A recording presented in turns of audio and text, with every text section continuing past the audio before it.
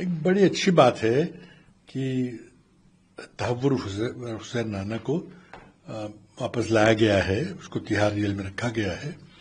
उस पर पूरी कानूनी कार्रवाई होगी, मुकदमा चलेगा और कानून के मुताबिक उसको सजा मिलेगी। देखिए, इन दोनों जो सूत्रधार थे, जो मास्टरमाइंड थे, तहव्वुर हुसैन राना और डेविड कॉलमन हेडली, इन दोनों के नाम मुंबई पुलिस ने अमेरिकी सरकार को 2008-9 के बाद, जब ये हादसा हुआ था, उसके बाद जांच करके इन दोनों के नाम दिए थे कि ये मास्टरमाइंड है, ये कंट्रोल रूम चला रहे थे, पूरी ट्रेनिंग दे रहे थे, सब कुछ कंट्रोल कर रहे थे। उसके बाद अमेरिकी सरकार ने, ये दोनों अमेरिका में थे, कैनेडियन सिटीजन थे, है तो मूल पाकिस्तानी, लेकिन वहां जाके बस गए थे। तो अक्टूबर 2009 में शिकागो से इन दोनों को दबोच लिया था, उनको अरेस्ट किया था। उसके बाद मुकदमा अमेरिका में चल रहा है, कानूनी कार्रवाई चल रही है। भारत ने पूरे सबूत पेश किए हैं, अपने वकील गए हैं, हेडली की इंटरोगेशन भी हुई है, वीडियो इंटरोगेशन हुई है। लेकिन इसके चलते राणा को एक डेनमार्क के एक अखबार के दफ्तर में हमला करने के आरोप में भी, उसके ऊपर वो भी एक आरोप लगा है। लेकिन राणा ने अपना गुनाह कबूल नहीं किया है, जबकि डेविड कॉलमन हेडली ने अपना गुनाह कबूल कर लिया, अपना रोल पूरा प्रकट किया है। तो अब अमेरिकी सरकार ने डेविड कॉलमन हेडली को तो अपने साथ मिला लिया है, वो एक इन्फॉर्मर सा बन गया है, स्टेट गवाह बन गया है, और उसको उन्होंने अपनी ड्रग एनफोर्समेंट एजेंसी में शामिल कर लिया है, ताकि जो ड्रग की तस्करी होती है उसको रोका जाए। वो अमेरिकी सरकार से तनख्वाह पाता है, तो उसको भारत भेजने का तो सवाल नहीं उठता, क्योंकि वो उसका उनको फायदा हो रहा है, इसलिए शायद उन्होंने उसको रखा हुआ है। तो आज बड़ी लंबी लड़ाई के बाद, 2009 के बाद 2025 में दोनों में से एक को वापस लाया गया है। एनआईए ने जाके उसको अमेरिका में अपने कंट्रोल में लिया और उसको वहां पे लाकर उसको जेल में डाला हुआ है, उसका मुकदमा चलेगा।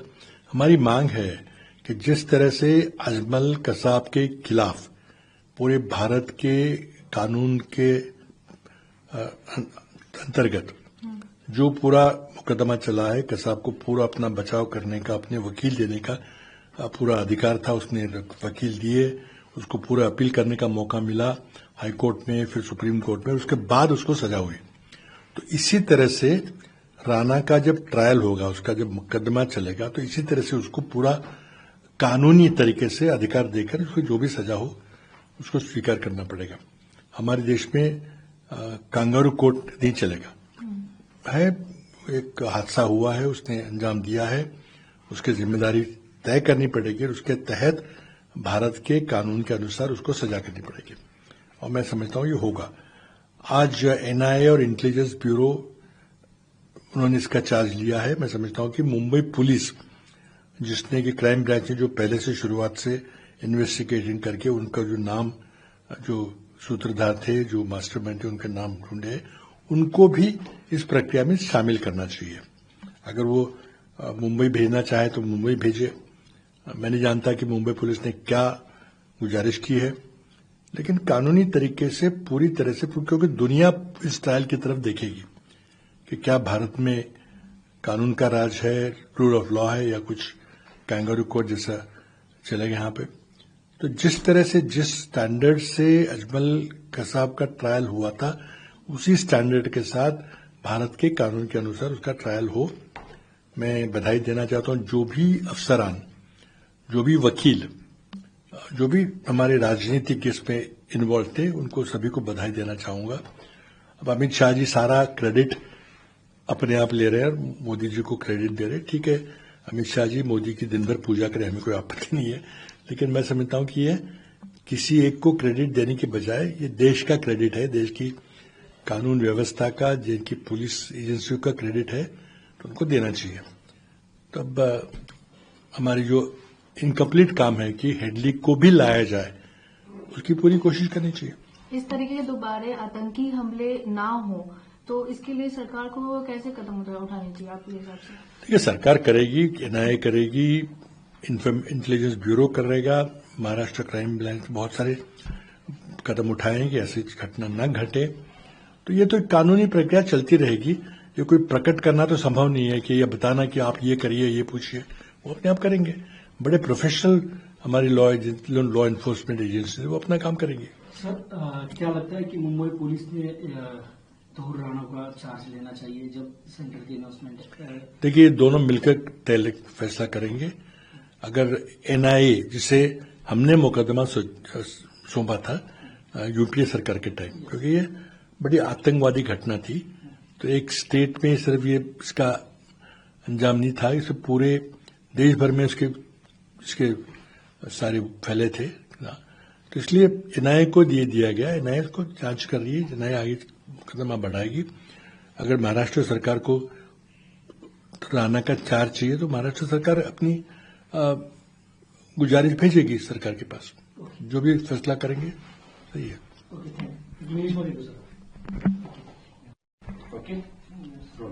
The mastermind of 2611 has been brought to India. How do you see this? Well, it's been a long, drawn-out battle, legal battle. The Mumbai Police Crime Branch had identified the masterminds in 2009. That Thakur Hussain Rana and David Coleman Headley were the two Pakistanis who are now living in United States, Canada, and become their citizens. Rana is a medical doctor, professionally was working for the Pakistan Army as in the medical corps. So these names were identified and given to American authorities. And after that, after 2009, of course, they were both apprehended in October 2009 based on the information provided by the Mumbai police. After that, the legal battle is going on. Rana has not admitted his involvement, while David Coleman Headley has admitted that he had a major role in planning the attacks. Therefore, American government has decided to make him an informer, make him a accessory.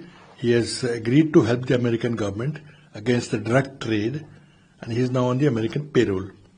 So while we have requested extradition of both of them, only one has been extradited. We are successful in getting Rana back again. He has come to India today, but Headley has not been sent. I think government must continue its battle to bring back Headley also. A lot more information will come out of that. How do you see, next time such kind of terrorist attack should not happen in any of the city, leave Mumbai? So what action the central government should take? No, I think let the law enforcement agencies, let the security agencies decide what is to be done. I mean, everybody at heart knows that we should not allow any terror attack to happen in our Indian soil. No life should be lost because of that. Now, they are well aware of their responsibilities. They've been trained to take preventive actions. I think we should not advise them what to do or whom to talk. They're professional, they'll do our good. हमारे साथ जुड़े रहने के लिए subscribe करें देश रोजाना के YouTube चैनल को और नई वीडियो की नोटिफिकेशन पाने के लिए बेल आइकन जरूर दबाएं। अगर आप ये वीडियो Facebook या Instagram पर देख रहे हैं तो पेज को लाइक और फॉलो जरूर करें और ज्यादा से ज्यादा शेयर करें।